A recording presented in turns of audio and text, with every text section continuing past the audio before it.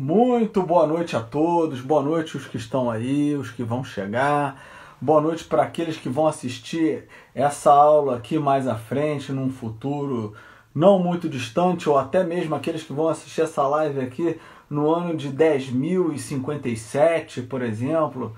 Tá? Muito obrigado pela presença de todos. Meu nome é Rodolfo Braga, sou professor de filosofia e nós estamos aqui justamente varrendo toda a história da filosofia, tá bom? Estamos varrendo a história da filosofia. Nós começamos isso aí tem umas 2, 3 semanas mais ou menos. Já tem algumas lives aí gravadas no meu Instagram e gravadas também lá no YouTube, porque essas lives vão para o YouTube, lá para o canal da Academia Areté. Então não deixa de curtir lá esse canal, marcar o seu, ativar o sininho lá para quando entrar uma live lá, um material novo, você, opa, tô por dentro do que está passando lá na escola do Rodolfo, né, na Academia Areté.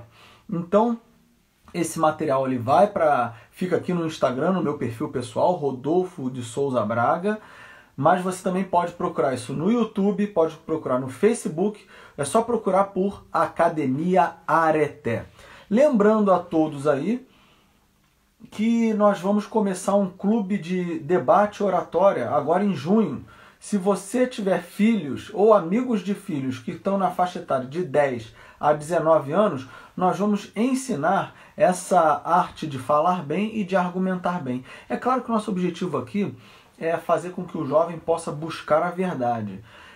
Para isso, nós vamos dar alguns elementos ali para ele que ele possa falar em público, para que ele possa se expressar em público, evitando muitas vezes aquele professor doutrinador, inclusive, em sala de aula, né?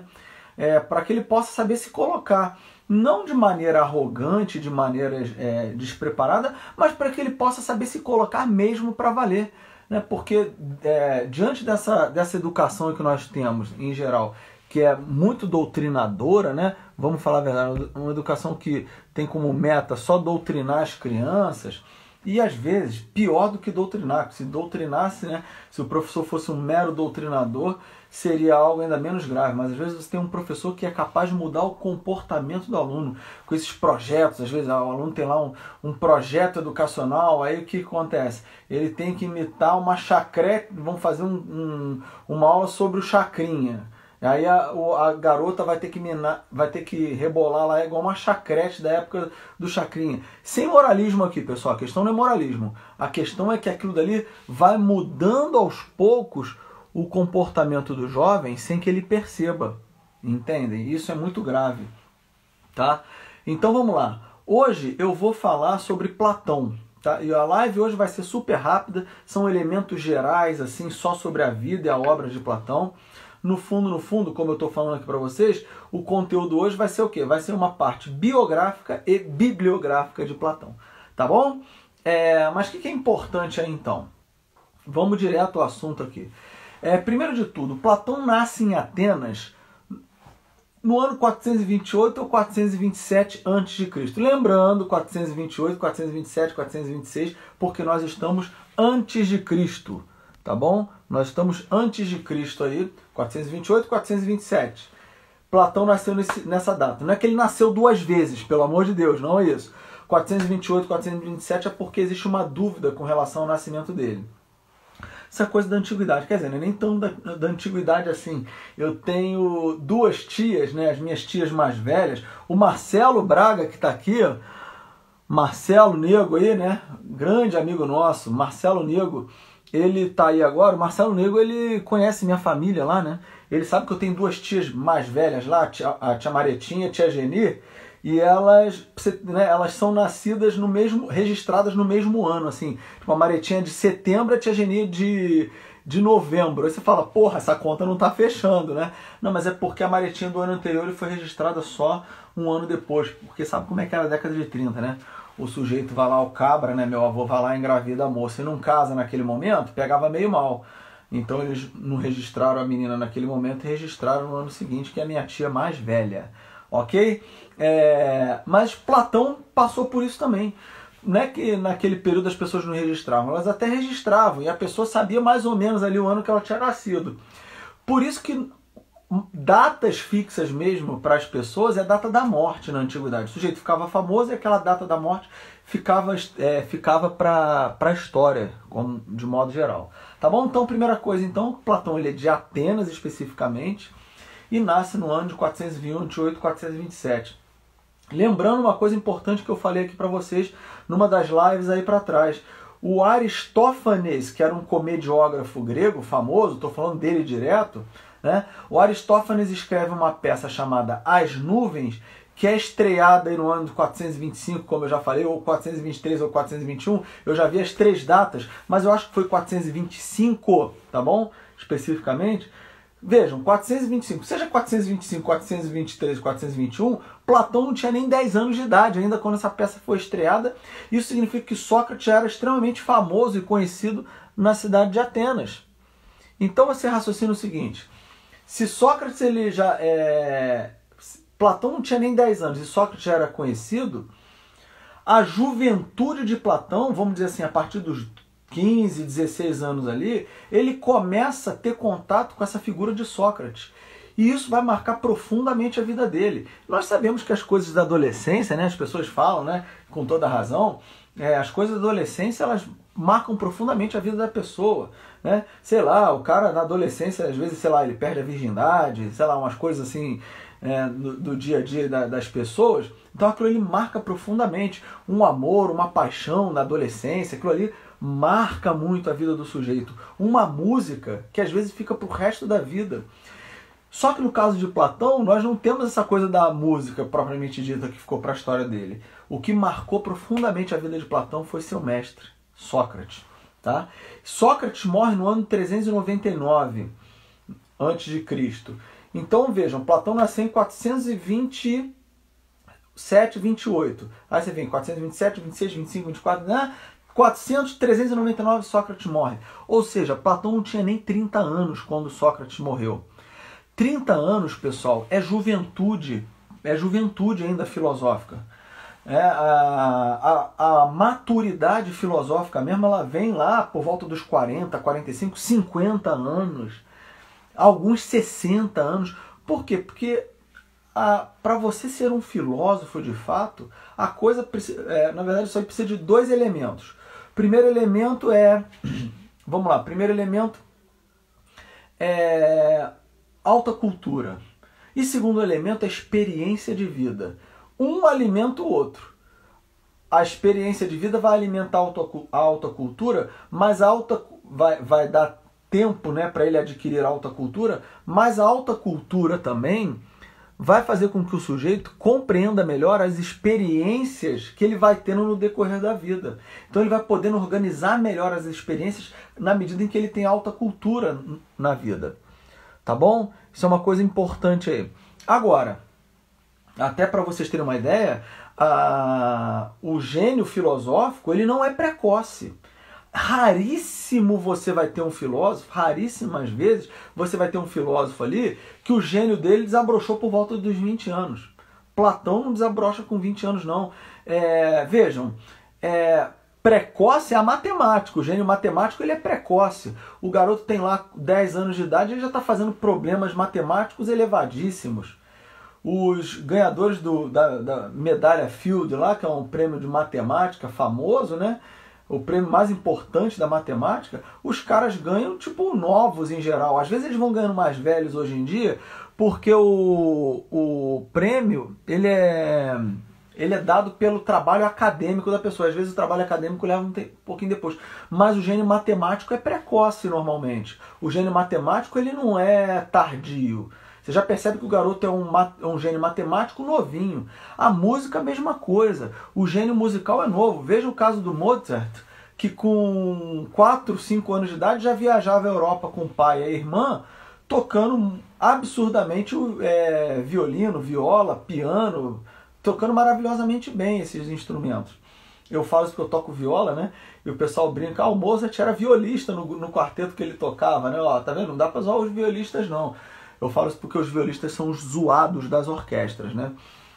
Com toda razão. Mas olha só, então o gênio musical também vem de modo precoce, né? Vocês vejam, se vocês digitarem aí no YouTube, aquele crianças tocando, sei lá, se você digitar assim, Capricho de Paganini, criança tocando com 10 anos de idade, você vai ver um garotinho lá tocando uma música absurdamente difícil com 10 anos de idade. Você fala assim, porra, cara, tem nego adulto aí que fez faculdade, se graduou, pós-graduou, não toca aquele troço, o garotinho com 10 anos de idade toca. E toca mesmo, num nível assim, perfeito. Não estou exagerando, sem exagero algum.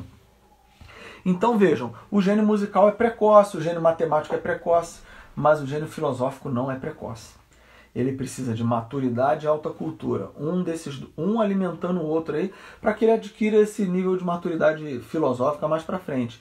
Vejam, Platão então, por volta dos 30 anos, quando Sócrates morre, ele ainda não está no esplendor da maturidade filosófica dele. Ele ainda está assimilando tudo aquilo. Sócrates morre, né, como nós mostramos lá nas últimas lives ali para trás. Sócrates acaba morrendo e o que acaba acontecendo? Platão ele vai ruminar durante um pouco tempo isso daí que aconteceu, esses fenômenos aí da morte de Sócrates. E aí o que acontece? Platão ele vai fundar uma escola filosófica mais à frente, chamada Academia, dentro da cidade de Atenas, né? Essa escola ela é formada num jardim, ela é criada num jardim que Platão adquire, dedicado a um herói grego lá chamado Academos. Então ele adquire esse jardim e dentro desse jardim ele cria a escola filosófica dele, que é chamada de Academia, em homenagem a esse herói aí, Academos. Bom, lá na Academia de Platão era onde eram realizados os estudos mais elevados da época. Não é à toa que até hoje os estudos mais elevados são chamados estudos acadêmicos, né? Todo mundo sabe disso, ok? E não era diferente lá na Academia de Platão. Aí você me pergunta, mas e a Academia de Ginástica, Rodolfo? A Academia de Ginástica ela também vem daí da Academia de Platão? Sim, porque na Academia de Ginástica era praticada atividade física, que eles chamavam de gymnastique, que nós, né, muito próximo de qual palavra na língua portuguesa? Ginástica, de fato, eles praticavam ginástica. E a ginástica era praticada, o sujeito praticava nu, né? Ele não ia usar o palio, né, aquela roupa grega tradicional. Ele não ia usar, agora eu vou praticar aqui sei lá, a luta grega vestido de palio. Não, o cara praticava nu, né? Com os balangandã para lá e para cá mesmo, enfim. Agora, o Platão, então, funda essa escola chamada Academia. E aí, segundo alguns autores, o Giovanni Reale, por exemplo, menciona bem isso, ele fala que existem algumas doutrinas em Platão que são doutrinas não escritas. Presta atenção nisso. O que significa essas doutrinas não escritas? Platão, mais à frente, lá no final da vida dele, ele vai falar que ele vai escrever uma carta chamada Carta Sétima. Carta Sétima. E lá ele fala assim, mais ou menos, olha, existem coisas que eu ensinei na minha escola, das quais eu escrevi. E um detalhe, os escritos de Platão chegaram até nós principalmente na forma de diálogos.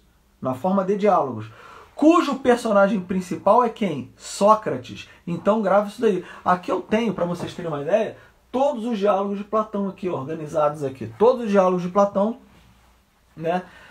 Os 36 diálogos autênticos que chegaram até nós, porque existem alguns diálogos de autenticidade duvidosa, mas os 36 diálogos autênticos, os especialistas dizem que de fato, só que é de Platão mesmo. Tá? E aí é o seguinte, o Platão fala lá no final da vida dele, numa carta chamada Carta Sétima, ele fala o seguinte, olha, existem coisas que eu ensinei na minha escola filosófica, as quais eu escrevi, ou seja, nessa forma de diálogo. Agora, existem coisas que eu ensinei lá na minha escola filosófica, na academia, que eu não escrevi. Por que ele não escreve? Porque Platão, como seu mestre Sócrates, valorizava muito mais a oralidade do que a escrita.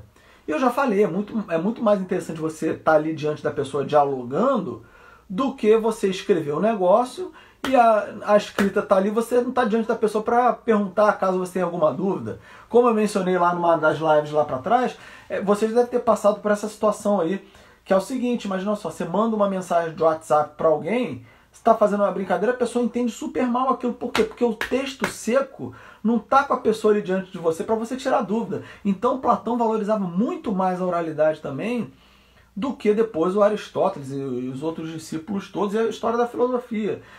Platão valorizava a oralidade, mas Sócrates valorizava muito mais. Tanto é que Sócrates não deixou nenhum escrito para gente. E Platão deixa alguns escritos para gente, ok?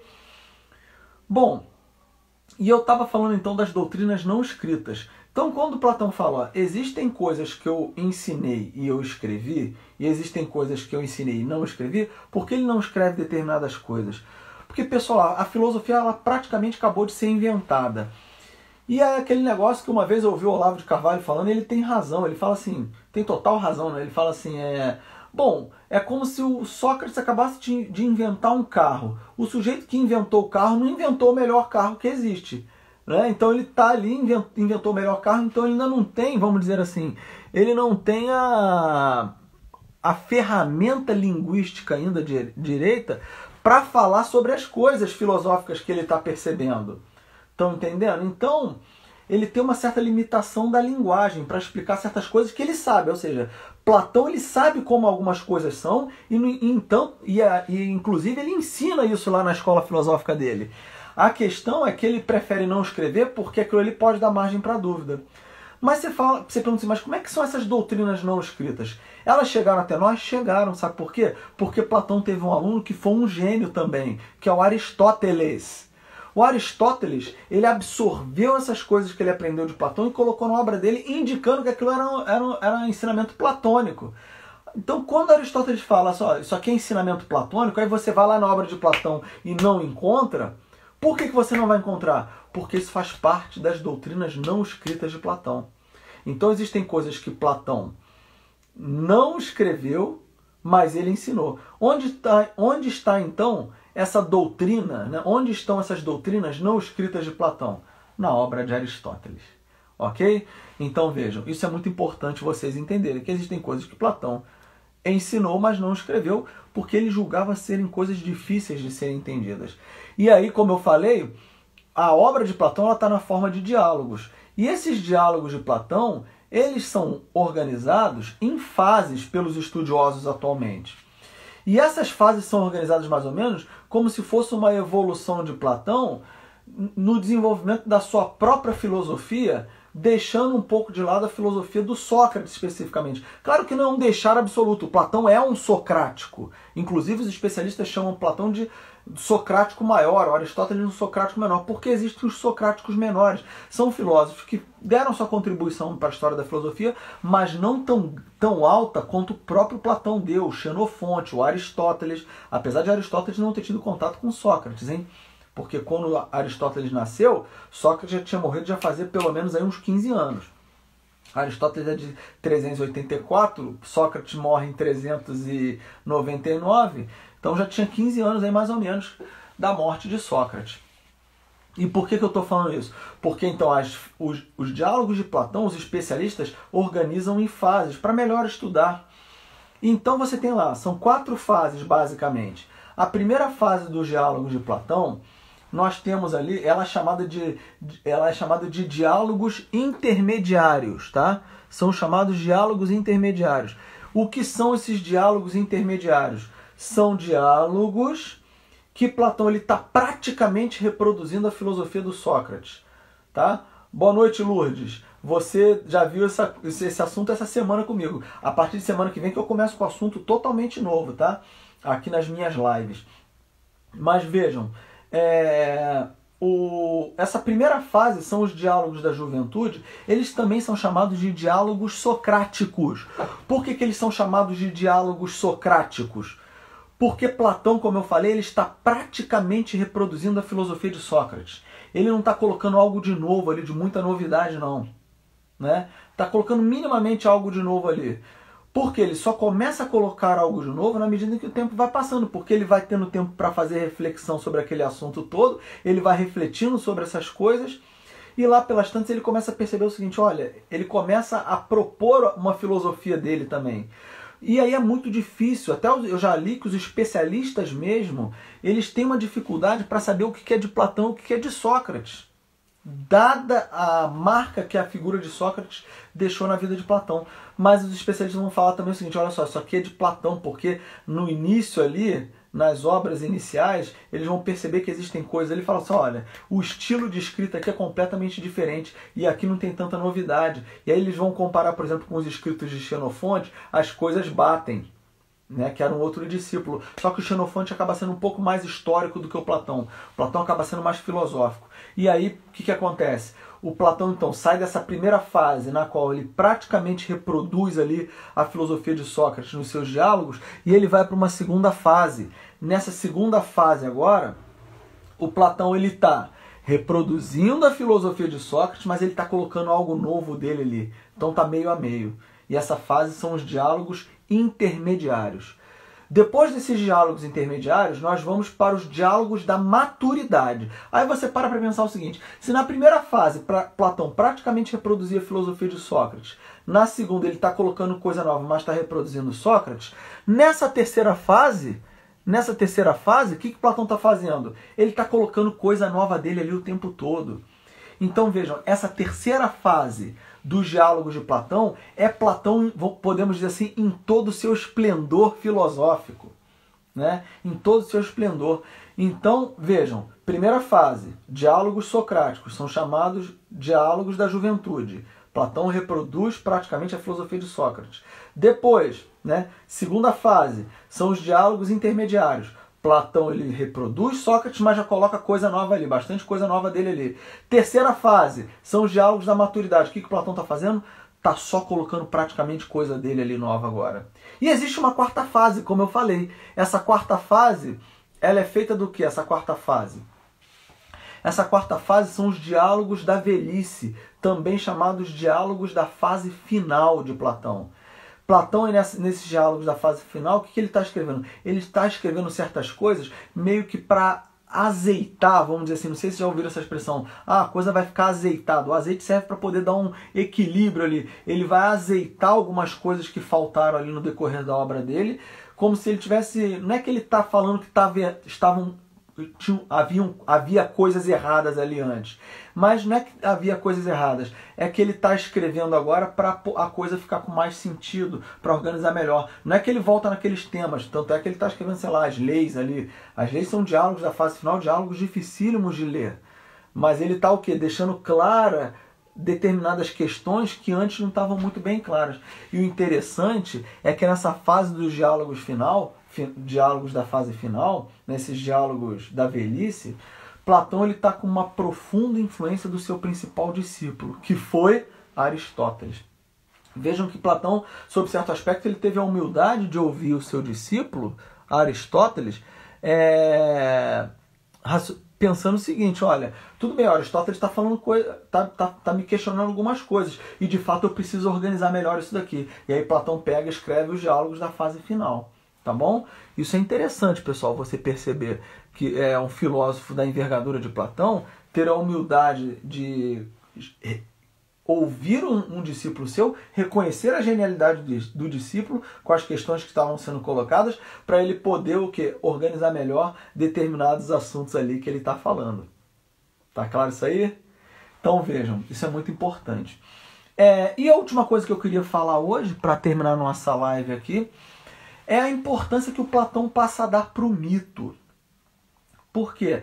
Como vocês sabem, a filosofia, antes da filosofia, a mentalidade grega, do conhecimento grego, vamos dizer assim, era fundamentado na ideia do mito, né?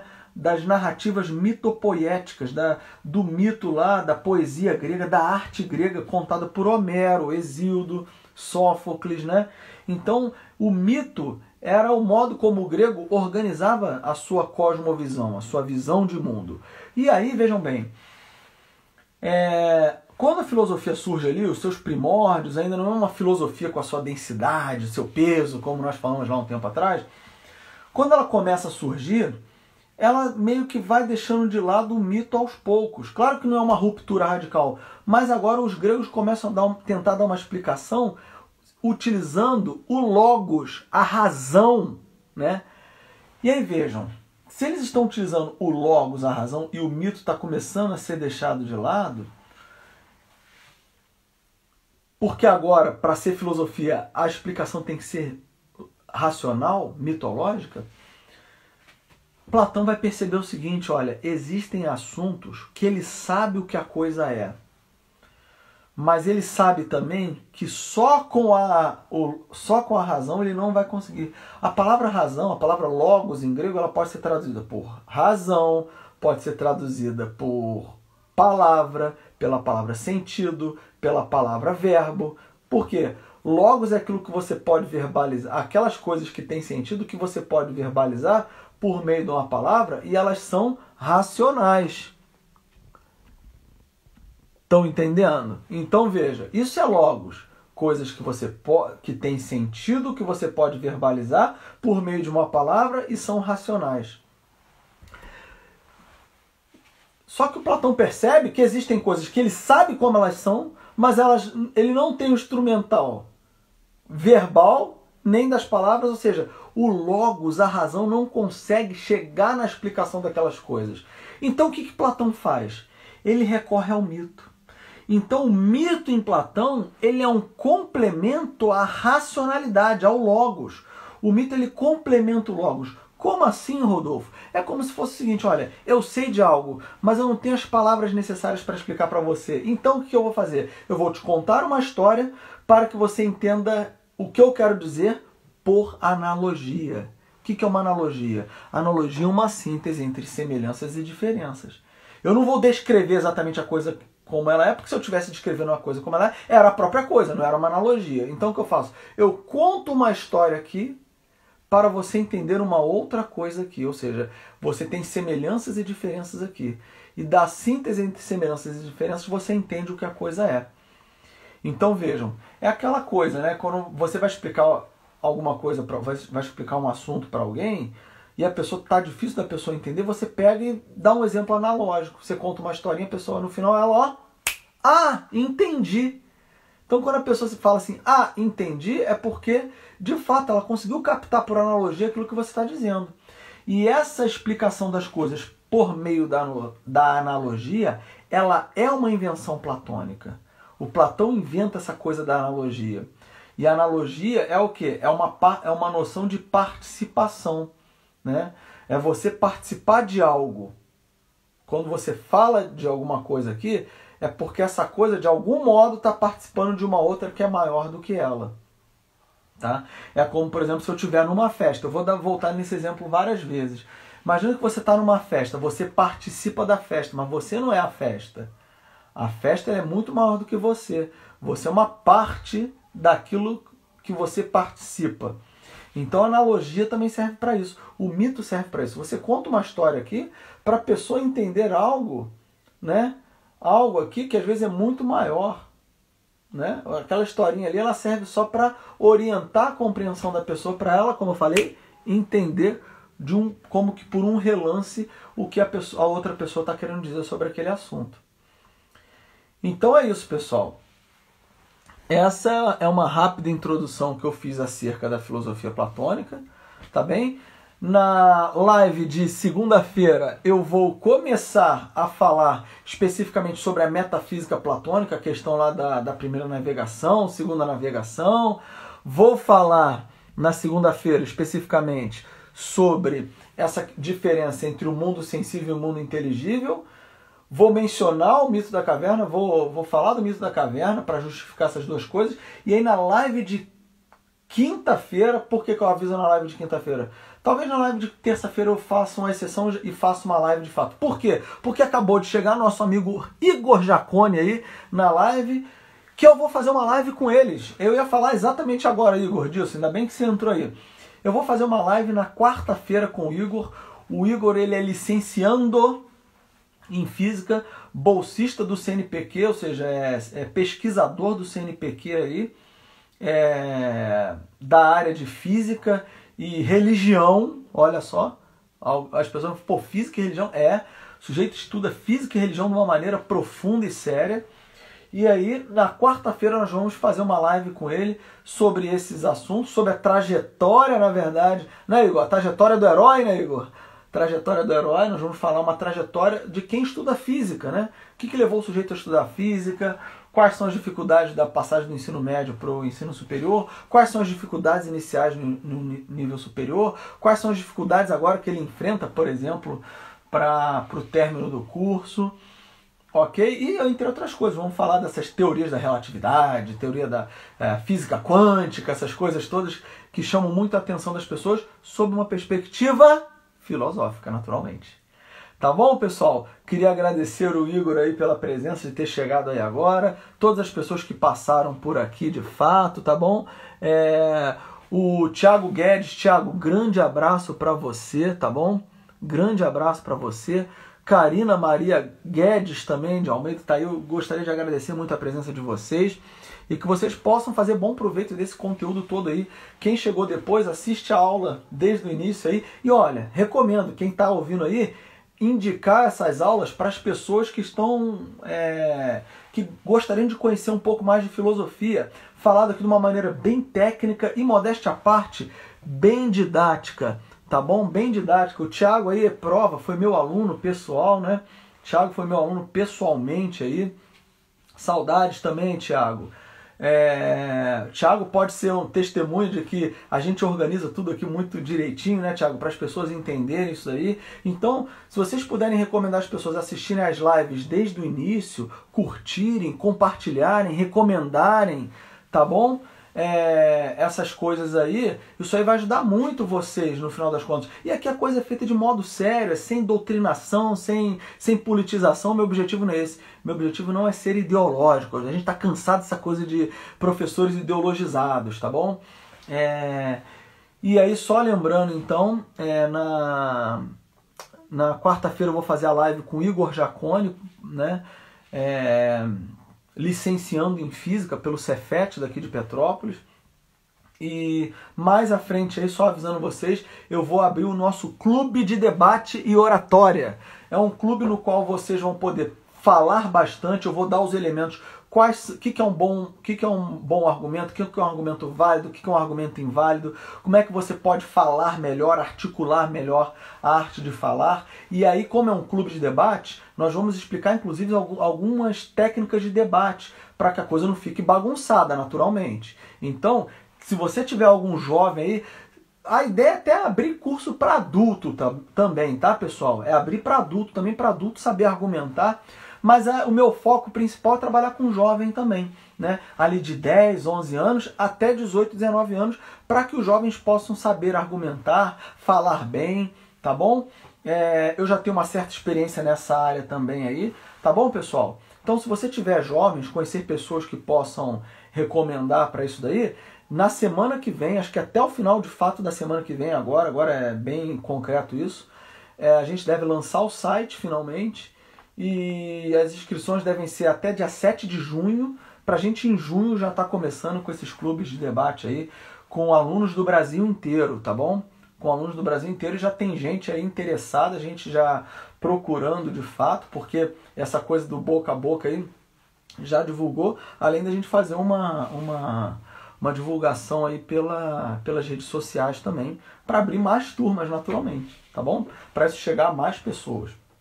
Ok, pessoal?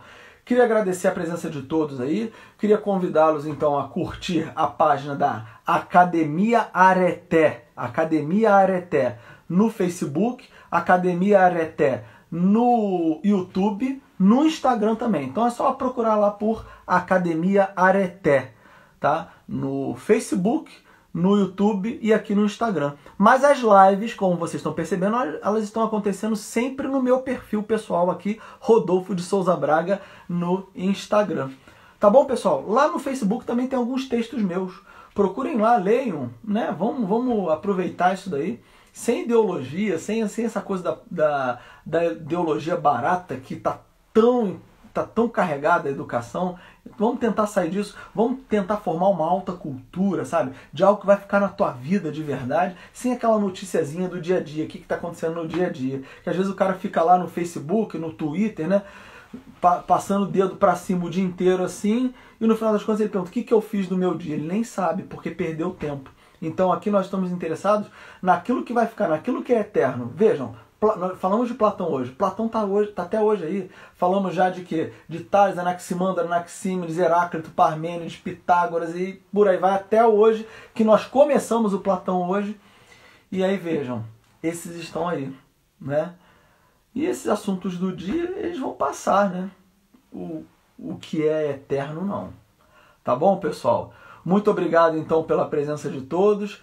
Muito obrigado por estarem aí, por acompanharem até o final. Beijo nos corações de todos e que tudo seja feito para a maior honra e glória de nosso Senhor Jesus Cristo. Grande abraço, pessoal. Tchau, tchau.